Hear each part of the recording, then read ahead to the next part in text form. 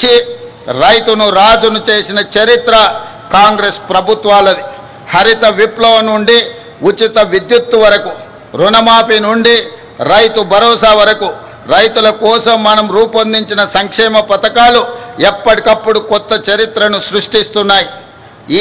ఆ వారసత్వాన్ని ప్రజా ప్రభుత్వం కూడా మరింత గొప్పగా కొనసాగిస్తుంది. రాష్ట్రంలో 25,35,000 మంది రైతులకు 20,616 కోట్ల రూపాయల రైతు రుణమాఫీ చేసి రుణ విముక్తులను చేసిన రాష్ట్రము దేశంలోనే తెలంగాణ మొట్టమొదటిది. మాఫీ ఈ దేశంలో ఏ రాష్ట్రం చేయని విధంగా రైతులను ఆదుకునే ప్రయత్నం మా ప్రభుత్వం చేస్తున్నది. ఇందిరమ్మ రైతు భరోసా కింద 9 రోజుల్లో 9,000 కోట్ల రూపాయలు రైతుల ఖాతాలో వేసి పెట్టుబడికి భరోసా ఇచ్చాం.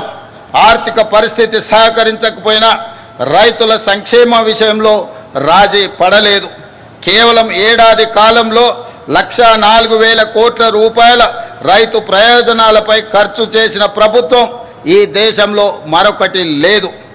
7,178 కొనుగోలు కేంద్రాలను ఏర్పాటు చేసి రైతుల వద్ద చివరి గింజ వరకు ధాన్యం కొంటున్నాం. ధాన్యం కొనుగోలు చేసిన 48 గంటల్లోనే రైతుల ఖాతాలో జమ చేస్తున్నాం. సన్నాలకు క్వింటాల్కు 500 రూపాయల బోనస్ ఇస్తున్నాం. రాష్ట్రంలో 29 లక్షల వ్యవసాయ మోటార్లకు 24 గంటల ఉచిత విద్యుత్తు అందిస్తున్నాం. దీనికోసం రాష్ట్ర ప్రభుత్వం 16,691 కోట్ల రూపాయల సబ్సిడీని విద్యుత్ సంస్థలకు చెల్లిస్తున్నాం. గత ఏడాది 2,90,2.90 కోట్ల టన్నుల ధాన్యం ఉత్పత్తిలో దేశానికే తెలంగాణ ఆదర్శంగా నిలిచింది.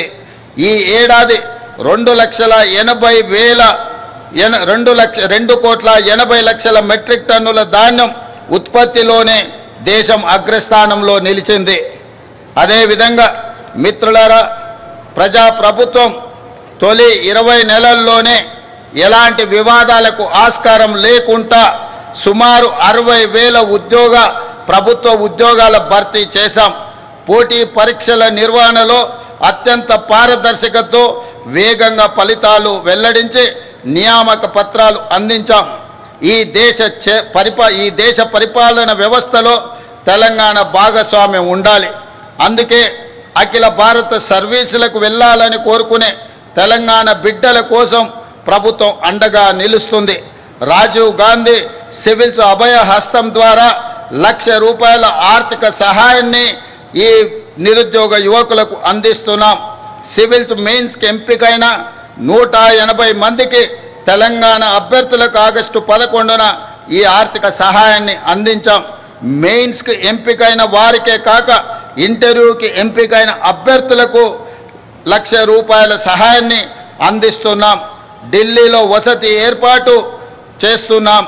ఇలా ఆర్థిక సహాయం పొందిన వారిలో ఇప్పటి వరకు 10 మంది అఖిల భారత సర్వీసులకు ఎంపిక కావడం తెలంగాణకు గర్వకారణం. మా ప్రభుత్వం చేస్తున్న ప్రయత్నాలు సత్ఫలితాలను అందిస్తున్నాయని నేను భావిస్తున్నాను.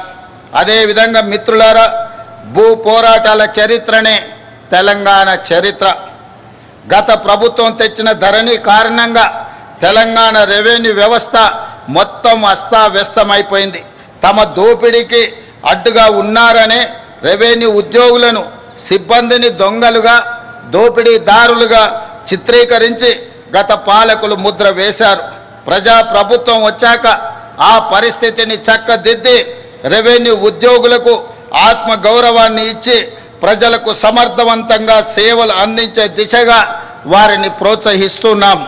అందులో భాగంగానే భూభారతి చట్టం తెచ్చాం. క్షేత్రస్థాయిలో ఈ చట్టాన్ని సమర్థవంతంగా అమలు చేసేందుకు ఇటీవలనే 5,000 మంది గ్రామ పాలన అధికారులను నియమించడం జరిగింది. వాళ్ళు నిజాయితీగా ప్రజలకు సేవలు అందించి గ్రామీణ రెవెన్యూ వ్యవస్థను తిరిగి పునర్నిర్మిస్తారన్న విశ్వాసం, నమ్మకం మా ప్రభుత్వానికి సంపూర్ణంగా ఉన్నది. ఈరోజు సాదా బైనామాలు కావచ్చు, భూభారతికి సంబంధించిన సమస్యలు కావచ్చు, ఈ గ్రామ పాలన అధికారులు ప్రజలకు చేరువై ఈ సమస్యల్ని పరిష్కరించాలని మా ప్రజా ప్రభుత్వం భావిస్తున్నది. అదేవిధంగా ఇందిరమ్మ ఇళ్ల నిర్మాణాలు గ్రామాలలో పేదల ఆత్మ గౌరవానికి ప్రతీకలు.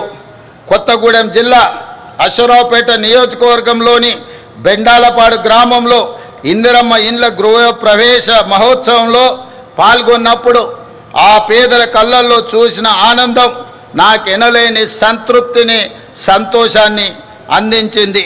తొలి విడతగా 22,500 కోట్ల రూపాయలతో ప్రతి నియోజకవర్గంలో 3,500 ఇందిరమ్మ ఇల్లు లేని పేదవాళ్లకు అందించడం ద్వారా వాటికి సంబంధించి డబ్బుల చెల్లింపులు కూడా గ్రీన్ ఛానల్ ద్వారా నిర్మించుకున్న పని జరిగిన మరుక్షణమే ఆ పేదలకు నిధులను విడుదల చేస్తూ ఈనాడు పేదల యొక్క ఆత్మగౌరవాన్ని పెంచడానికి మా ప్రజా ప్రభుత్వం ప్రయత్నం చేస్తున్నదనడానికి నేను చెప్పడానికి సంతోషిస్తున్నాను.